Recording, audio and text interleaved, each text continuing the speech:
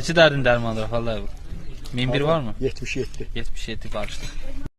Yerdən 10 manat tapıb bilmirsiniz, zar eləmək lazımdır. Aparıb buna verə bilərsiniz. Bu bir də yeməli bir bala dil olur, biraz ətli. Bir də kənar qırağında hissələr. Başqa bir ət axtara-axtara bir 15-20 dəqiqə gedir ki, mən burada nə yeyə bilərəm. Sonra parçalıb beynin ətini yeyirsiniz. Bəzilərə tanışdır yəqin. Əlavə yerli yeyilə biləcək çox bir şey yoxdur burada. Belə spesifik bir dadı da yoxdur. Yəni birdən videolara baxıb iştaha gələrsiniz, amma o deyil.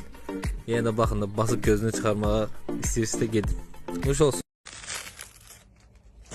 Bu yeməyin adı İzmir köftəsidir, amma bu yeməyi deyib İzmirə getməyə ehtiyac yoxdur. Bakıda da verirlər bunu. Palmer restoranında var. Birinci təndir çörəyinin suyunun dadına baxırıq. Qəşəng badımcan ləzzət dadı keçib. Sonra bölürük bunu.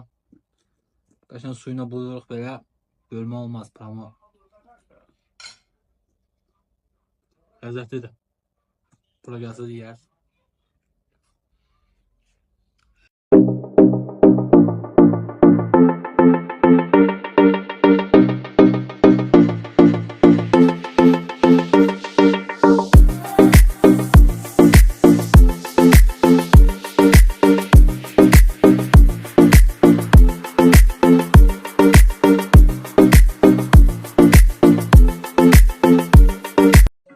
Bu qədər eybəcər forması olan bir yemək ikinci bəncədə yoxdur. Adam necə yeyəsin bilmir.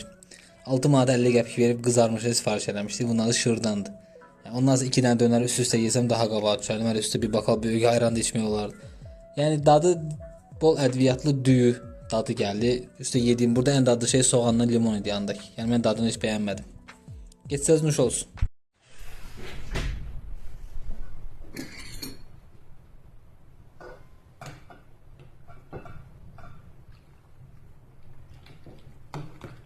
Abi buna deyirlər sühürlü. Biz ən çox yeyən şeydir abi. Buna bizdə deyirlər qoqa. Alt təbi duzlu olur. Üstünə fındıqlandır. Isındırırsan. Kəsdik. Əridilmiş yağın içinə bəkməzi tökürüb bunu ona batırıb elə yeyirik. Bizdə buna itkin deyirlər. Sizə xaşıl kimi də tanınır. Unla, düydən belə qarışıb hazırlanır. Spesifik dadı var. Qış aylarında daha çox bişirilir biz tərəfdə. Daha çox dediyim ayda 1 ya 2 dəfə. Nuş olsun.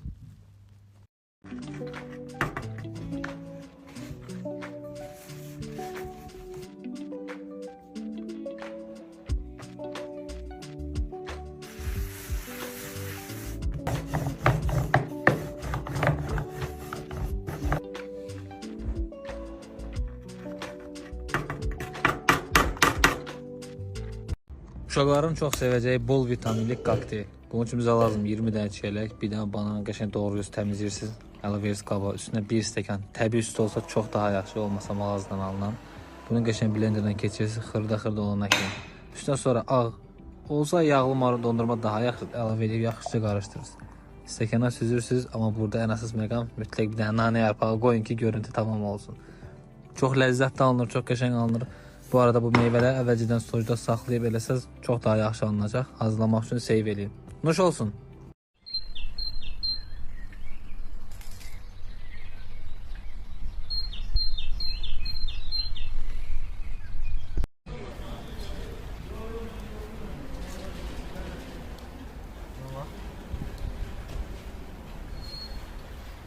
Naqqa. Belə 10 manatdır. Belə 3 manatdır. Bunun qiyməti nədir də maraqlıdır. 10 manatlıq işə və 3 manatlığın dadına baxaq. Bir də 10 manatlığın dadına baxaq. Çox fərq edir. Yəni bu çox önəmli bir şeydir. Saxla ailəlik.